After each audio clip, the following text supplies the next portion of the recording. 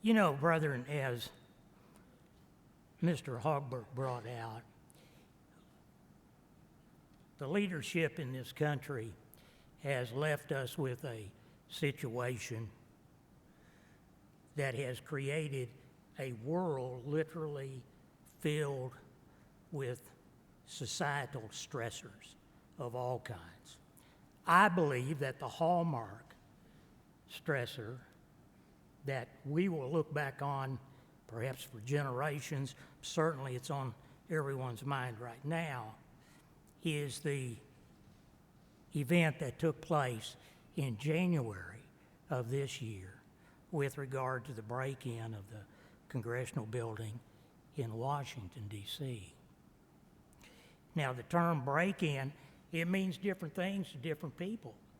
But what that event did is show a divide in approach, a divide in understanding, a divide in a view and definition of morality. The term break-in, what's your reaction to it? Some view the events that occurred in January with amazement. Other people view them with doubt and fear. Some view the participants as modern heroes and even patriots, while others see them as thugs, subversives, and terrorists. But brethren, what about our views in cultural developments? And brethren, when I say our views, I'm asking what are our views as people called to grow in spiritual maturity and stability? What are our views? Prejudice and prejudices are common. They cut across all lines, whether economic standing, ethnicity, age, and of course race. What about our views regarding popular media, for example? Watch the news, and we see there deep-seated cultural and political opinions on one hand, CNN on the other hand, Fox News, and this giant pendulum rotates back and forth, and what we see on all sides is a vitriol and a disrespect shown uniformly. Social media always seems to be a target for somebody to make some comment about. And here I am standing up here about to say something about social media. Please understand, I'm not against technology. I'm not against social media. I love YouTube. I have yet to come up with a single question about doing anything that I haven't gone on YouTube and found multiple people on there producing a video that told me exactly what I needed to know. Tremendous amount of information. Love it. But that's not all social media. It's not even YouTube. It's all the time. All kinds of things on there. What we see in some social media platforms, they become a voice for crude animus toward others, people who believe they have a right to comment on other people's opinions and ideas and comments. Vulgarity and profanity reminds me, I tell you, I had to, and I won't mention the name of the application, but it's work-related. I had to download it and go into it and look at some things. And it just struck me as I was looking at the comments, boy, these folks are out of control. It reminded me of a bunch of little boys who had just discovered what a four-letter word is, and they just were using it left and right. Incredible. In all of this, brethren, there is an insistent drumbeat where others are wrong, others are unworthy unless they fall in line and agree with me. There's even been a phrase coined now called cancel culture. And by the way, if you haven't already, I'd really encourage you to go on Friday Night Live. And Mr. Joel Meeker, in fact, did a presentation on cancel culture. Absolutely fascinating, and appreciated it very much. So that's just a kind of an aside. Brethren, I'm going to stop here and admonish all of us that we need to stop and start thinking clearly and quietly about what we're seeing. Just zip it and listen to what is going on and not participate long enough to hear what is being said. You know, Daniel Kahneman is a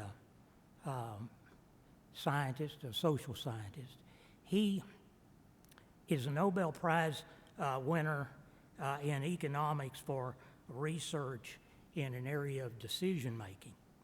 He wrote a book, actually, Dr. Phil Dick even mentioned it several weeks ago in his message. It's called Thinking Fast and Slow. There is a term that he used, he didn't coin, but he did cite it. It's called affective blindness. Affective blindness is the intense focus on a task to the point that things that are normally seen, normally recognized, and that normally attract attention are just simply missed. They're not seen at all. He cited an example. There was a research study done. Very simple research. Researchers took 2 basketball teams. One team, they dressed in white T-shirts. Another team, they dressed in black T-shirts. Took them out on a basketball court. Their sole task, the only thing they had to do was take the basketballs that they were given and pass those basketballs back and forth in any order, random. The white shirters didn't have to just pass the ball to white shirters. They could pass to the guys wearing black and vice versa. There was no limits on how they passed the balls. If they dribbled them a little while and then passed them, no limits. And then they videotaped it. Ran the video or taped it for, 20, maybe 30 seconds. Then later, they took that video and they brought in the test groups. And they had the test groups sit down, watch the video, and they asked them to count only the number of times that the men in the white T-shirts passed the basketball. Didn't matter who they passed it to. Didn't matter if they dribbled it and then passed it. Just how many times did the men wearing the white T-shirts pass the basketball? What's interesting, and this little part I didn't tell you, while they were videotaping the basketball teams, halfway through this episode, this guy came out wearing a gorilla suit. Came in from the side, stood in the middle of these teams, and stood there, beat his chest, jumped up and down, stopped, and then just walked off. He was out there for 9 seconds. When they surveyed the test group, after they had done their counting, 50% of the people in the test group, 50% did not see the gorilla at all. This research project, by the way, has been conducted hundreds of times across many, many cultures, nations, and ethnic groups. And the stats all lined up the same. Every one of them. What's interesting, I was talking to one of our church members, one of our brethren in Sherman several months ago, and this subject came up. And he said, look, when I was in college, I actually took that test. I was one of the counters. And he said, not only did I not see the gorilla, when I started counting, I didn't even see the people wearing the black shirts. And by the way, he said, they passed it 17 times. Interesting. Well, brother, so what? Interesting story. Interesting results. And so many of the stressors that we see in society, brethren, and this is the reason I bring this up, those stressors, as odious as they may be, they're not the problem. But they are symptoms of something much deeper and universal and unfortunately being completely ignored. We literally are watching in real time what life looks like when man becomes so distracted by societal noise that the utter simple concept of kindness that one person owes to another is drowned out and is completely lost. You know, brethren, because of the distractions, it is my opinion that every one of us are at risk. And I want us to take just a few minutes this afternoon to take a look at a very, very, very basic principle of human relations as it is biblically defined. You know, the Bible obviously is rich in instruction in human relations.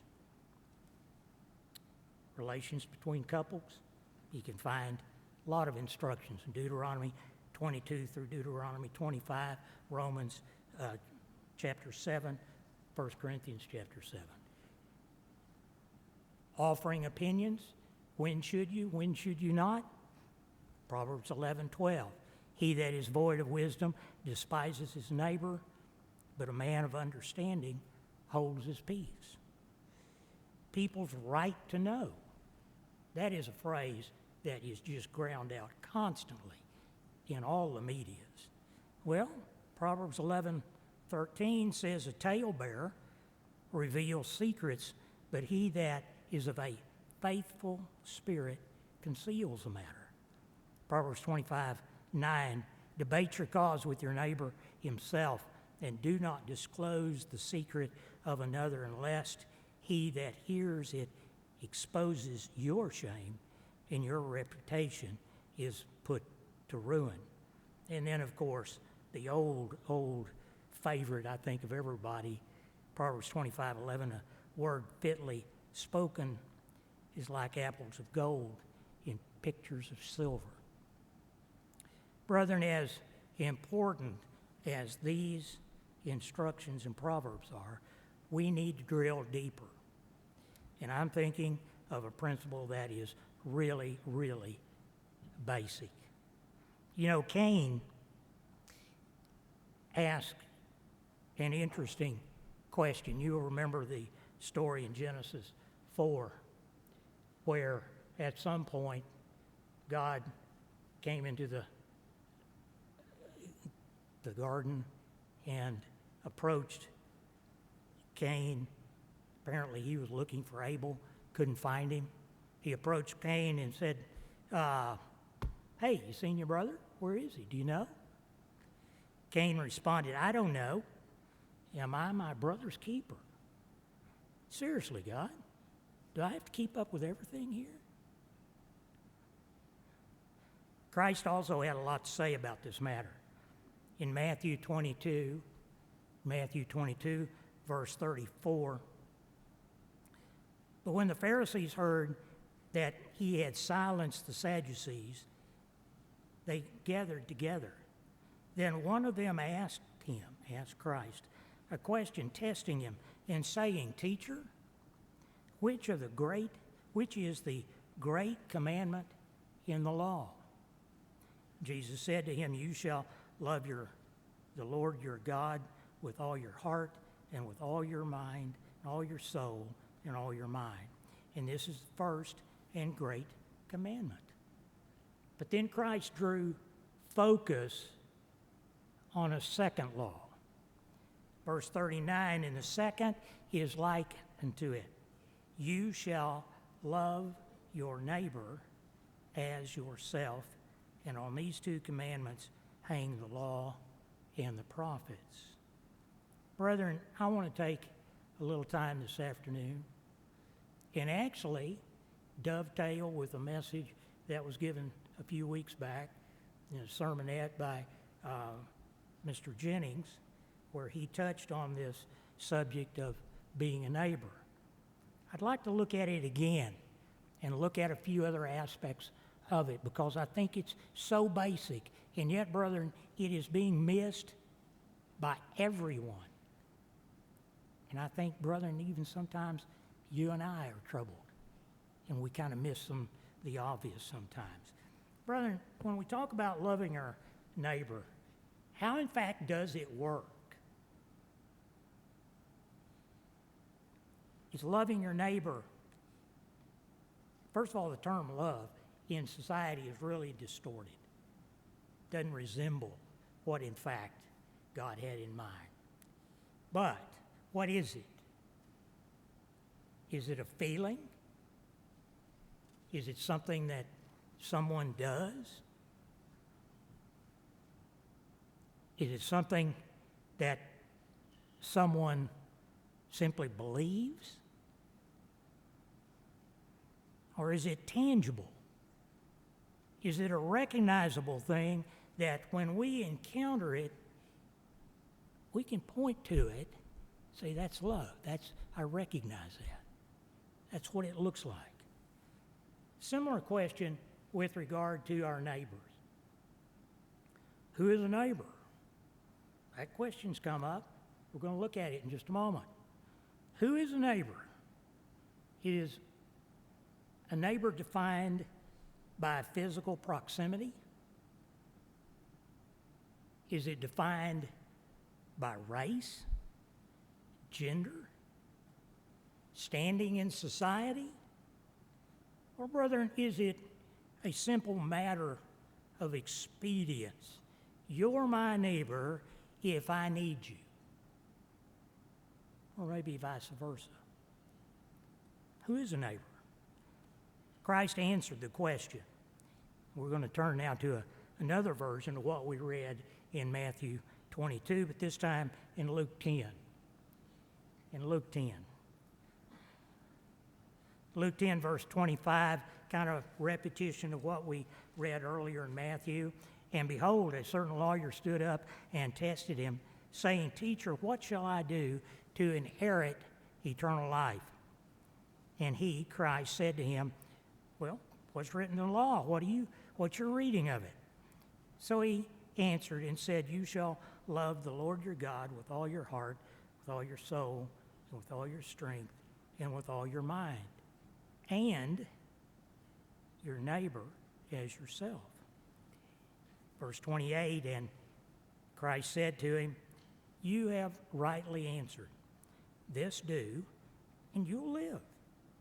But he, wanting to justify himself, asked Jesus, Well, really, I mean, who's my neighbor?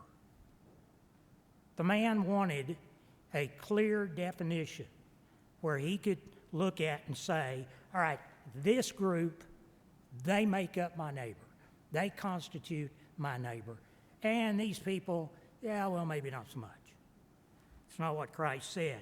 Continuing in verse 30, then Jesus answered and said, A certain man went down from Jerusalem to Jericho and fell among thieves, who stripped him of his clothing, wounded him, departed, leaving him for dead. Now, by chance, a certain priest came down the road, and he saw him, and he passed by on the other side. Oh my, I can't wait, I'm busy. Verse 32, likewise, a Levite, when he arrived at the place, came and looked and passed on the other side. Verse 33, but a certain Samaritan, as he journeyed, he came where he was, and when he saw him, he had compassion. So he went to him, bandaged his wounds, poured in oil and wine, and he set him on his own animal, brought him to an inn, and took care of him. On the next day, when he departed, he took out 2 denarii, gave them to the innkeeper, and said to him, take care of him, and whatever more you spend when I come back, I'll repay you. And then verse 36, Christ asks, so, what do you think, bud? What do you think? Which of these 3 do you think was neighbor to him who fell among the thieves? Verse 37, and he said, well, he who showed him mercy, I suppose. Then Jesus said to him, go do likewise. Brethren, let me give you a real example. Not near as dramatic as this. Real life example that happened to me a few years ago. I was driving home after work, took a detour, wanted to go to a store and pick up something after work. And I was traveling down this road, and it was a boulevard in Irving. And so I got over in the right-hand lane to make a right-hand turn at the intersection. You know how it goes. Line of cars, the guy in front, he turns, the line moves up, next guy turns, the line moves up. Well, that's kind of the routine. There were probably, 10, 15 of us in line, and we were inching up. I hadn't noticed, but to my right, there was a empty big box store of some kind, and as I inched up one time, I came to the driveway entrance for this store. Well, I stopped there. Then I watched the line move up in just a minute. So I started to proceed. Didn't notice that there was a guy in probably a 2-ton utility truck of some kind here to my left, and he gunned his truck and then cut in front of me. Well, he didn't have room. He wouldn't have had room had I been standing still. And bang, I popped him and tore up the front of my car and scratched his truck. And so we turned off, went in the driveway, and he and I pulled off. Something interesting. I noticed that as I pulled in, there was a red SUV came in behind me, driven by a lady, and she rolled down her window and said, I saw what happened, and I'll just hang around, and if you need a statement given to the police, it was clearly not your fault, and so I'll be glad to talk to the police. Well, wow, that's really kind. So she parked her car. Also at the same time, another car pulled in. This time it was a sedan of some kind. Lady was in it. She rolled down the passenger window, leaned across, and said, I saw what happened, and I'll be glad to give a statement if you need one for the police or your insurance. I'll be glad to. And then she handed me her business card and said, I've got to go to a meeting, and I can't stay. But I tell you what, when I get out of the meeting, if you guys are still here, I'll stop. Okay. Took the card, thanked her, and that was that. Took forever for the police to get there. I say forever, about 30, 40 minutes for them to show up. And interestingly, about the time the policeman showed up, here came this lady who first came and then had to leave, and here she came back. And she parked. Sure enough, she and the other lady talked to the policeman, gave him their statements, and that was that. Brethren, it's a very innocent example of something. It wasn't any blood. It was more of an inconvenience than anything that kind of accident. But I want to tell you, it gave me and has given me over the years a lot of food for thought. It really has. Brethren, the fact of it is, I've been in the very position that those women have been in. Somebody will take care of it. There's a lot of people here. Somebody else saw it. Bang, I was gone. Those ladies didn't do that. Instead, they stopped using their time, going out of their way to be a neighbor. Somebody they didn't know and who didn't know them. Again, I've thought a lot about that situation.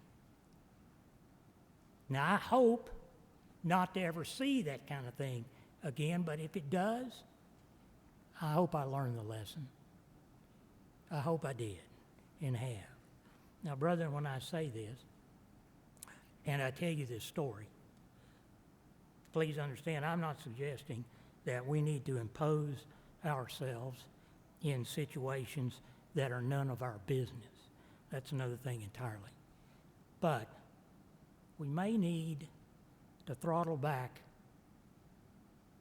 our initial reaction to not be involved so that in cases that we can recognize situations for what they are, that we can take an appropriate action. In this case, these ladies did for me. Now, the definition of neighbor actually has multiple elements to it.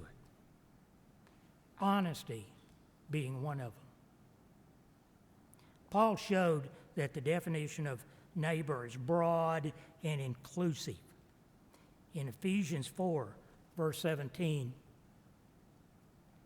"This I say, therefore, and testify in the Lord, that you henceforth walk not as other Gentiles walk, in the vanity of their mind, having the understanding darkened, being alienated from the life of God through an ignorance that is in them because of the blindness of their heart, who being past feeling have given themselves over to lasciviousness, to the work of uncleanness and greediness, but you have not so learned from Christ."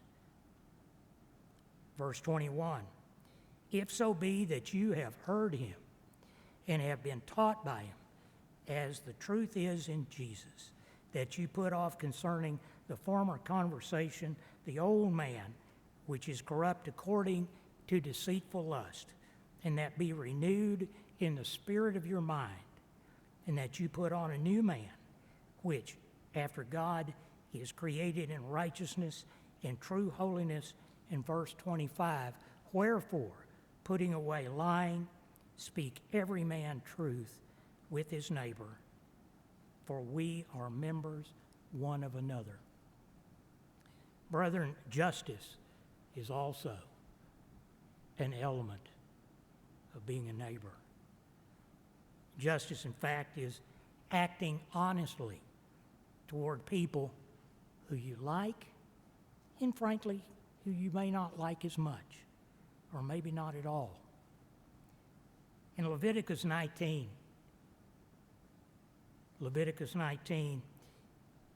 Israel was told with respect to judges, verse 15, "You shall do no unrighteousness in judgment. You shall not respect the person of the poor, nor honor the person of the mighty, but in righteousness shall you judge your neighbor. Brother, that's a really high bar. It really is. And that's what we're called to. You know, honesty absolutely seems like such a simple thing. Rather than things creep up on us. There's always the potential for dishonesty. It can even be in small little things, simple things, innocent appearing things. For years I was treasurer for this congregation. And when people donate for the Dallas congregation for activities and so on, then at the end of the year, you know, you grind out a receipt for the donations that were made that year and send it to the people who had donated. Well, it's understood that the donations that are received from people with a postmark of no later than the last day in December will be, even though it may be received the next year, they will attribute it to the previous year's donations. Very simple. Once in a while, I'd be asked by someone, you know, they come around the first day or two after the year had turned over.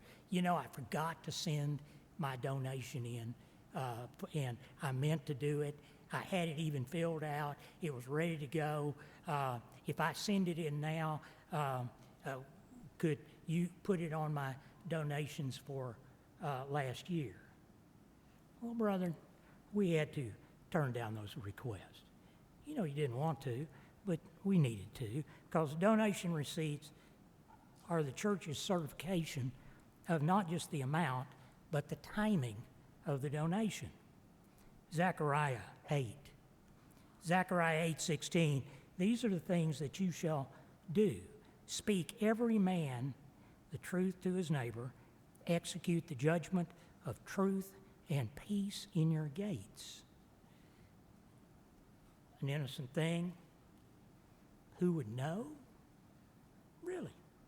Who would know? What would it hurt? Hey, it's just one. Just this one time. Next year, I'll have it in on time. Brethren, why would you trust at any level an institution, a group, or an individual who shows that they can't be trusted in such a small thing? Luke 16:10, I'll just read it. He that is faithful in that which is least is faithful also in much, and he that is unjust in the least is unjust also in much. Brethren, that goes down to another step. The letter and the spirit. The letter and the spirit. You know, we see this all the time in the popular medias. Something will come up about a company. They'll get criticized for some act of some kind. And the response, and I mean it's standard now, the response comes out by the business that's been challenged for some questionable practice. Well, you know, everything we did was legal. We operated within the law. You have nothing to complain about. I submit to you, brethren, that if that's a response to a legitimate challenge, then one has reason to doubt the honesty of that response. Another point of being a neighbor and continuing with this honesty sub-theme is being careful to not take advantage of other people's ignorance. Proverbs 3, verse 27 says, "Do not withhold good from those to whom it is due, and when it is in your power to do so." You know, brethren, I have an example of just this sort of thing. I'm not going to mention any names. I don't know that anybody here would know them, but a friend of mine discovered that a colleague had falsified the number of hours that she spent in an internship. Who would know? Who would know? Well, this friend found out about it, created a real dilemma for them. What do I do with this information? That's another subject, but the point is the violator counted on the ignorance of others, assuming that no one would find that out. Brethren, this person is in the healthcare field. That's not only illegal, it could be dangerous for people. Now, I'm going to move in a totally different direction. Landmarks. We're all familiar with landmarks. If you ever buy a piece of property, buy a home, buy a little lake cabin or something, there's a survey and there'll be a landmark of some kind. Landmarks involve neighbors literally in the purest sense of the word. My mother, when she was in high school, and boy, that's 100 years ago now, she had a summer job in the county, in the Clay County records office. And she, I don't know what she did, but she dealt with the records regarding transfer of properties and deeds and things. And she was saying that when they would go back through some of those old records, that the landmarks on some of those farms and ranches in and around Clay County, they were defined by the big oak tree next to the bend in the West Fork of the Wichita River. And, you know, to them it made perfect sense. They talked about rock formations.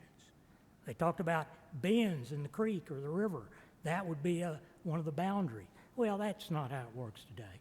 If you buy a piece of property today, guy comes out, pulls out a tripod, kicks in the GPS, takes a few measurements, then takes this big metal plate on the end of a stake, puts it in that corner, drives it in, then goes to the next corner. Very scientific and very defining. Deuteronomy 19 talked about landmarks. Deuteronomy 19 verse 14, you shall not remove your neighbor's landmark, which they of old time have set in your inheritance, which you shall inherit in the land that the Lord your God gave you to possess. Also in Deuteronomy 27 verse 17 talks about, cursed be he that moves his neighbor's landmark, and all the people shall say, amen. Well, brethren, landmarks are important because they really do involve inheritance laws that talk about putting in jeopardy possessions and livelihoods of perhaps generations of people. We had one example in the book of Ruth where, remember, there was a parcel of land that belonged to Naomi that figured in the story of Ruth and Boaz. Well, these were people that ultimately were ancestors of Jesus Christ. So it becomes kind of important, doesn't it? Brethren, why am I bringing this up? What's this got to do about this topic? Well, it's broader than just the conveyance and identity of land. The application is. You know, I'm going to show my age now. There used to be an old program, computer program, hooked into the internet called Napster. Napster was this program where people could share copies of computer programs and music, and I mean, this stuff just went all over the place. Didn't have to pay a red cent for it. Completely, it violated every copyright law ever known to man. But there was a huge, huge traffic in this, and it's all because of Napster. They ultimately got shut down. But it was an application that permitted people to exchange music and programs without paying for it. Software sharing. And you know, it continues. Now, it's not as easy today because they use keys in programs, and that kind of has slowed down that effort, the illicit sharing, but not entirely. And then the other day, I saw this article about a device that you can get that spoofs internet connections so that even if you have nothing but a lower internet speed, with this device, you can spoof the company and it will automatically give you their highest internet speed without paying you for it. Well, brethren, come on. That's a situation that violates the letter of the Spirit and every other element that you can think of. The point here is, with regard to landmarks, patents, copyrights, trademarks, these are devices created by society to act as symbols of ownership that can be possessed, sold, and inherited. Who owns them is not important. Look, it's a big company. They're not going to miss if I soak up a little higher speed on my internet program without paying for it. You know, they can afford it. Brother, that's the wrong thing to say. Instead, what is the right thing to say and do under God's law is that you don't take something that rightly belongs to your neighbor. Brethren, the story that I mentioned a little earlier is not just a funny story about a guy dressed up in a gorilla suit. Instead, it needs to be a warning for us. We need to be careful to not permit the cultural noise that surrounds us to crowd out the truth from our lives, or to crowd out the most basic of spiritual principles and of Christian living that we discussed in Matthew 23.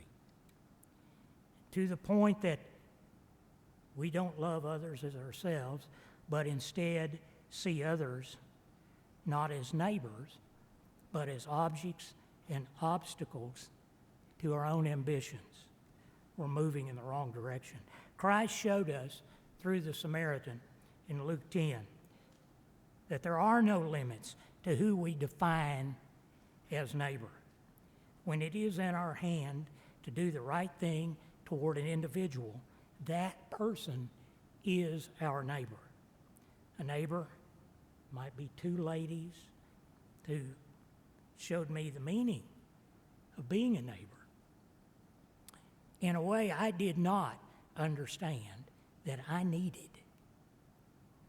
It involves honesty, not taking advantage of others' weaknesses or ignorance, and not rationalizing conduct that deprives others of what is rightfully theirs. Who is our neighbor? Prophecy answers that question for us today in Zechariah 3, verse 10. In that day, talking about the world tomorrow, in that day, says the Lord of hosts, you shall call every man neighbor. So, brethren, I want to conclude with two questions. First of all, what is it that stands between you and your neighbor? Is it his politics? Is it your politics? Is it his race? Is it your race? Is it your social standing or his? His financial standing or yours? Brother, the answer to that question, I think, is contained in one more question. as we discussed above, two great laws, and we gave emphasis to the second law of loving your neighbor. So our final question is this: are those laws, those two great laws with emphasis on number two, the matrix through which our thoughts, words, and actions are filtered?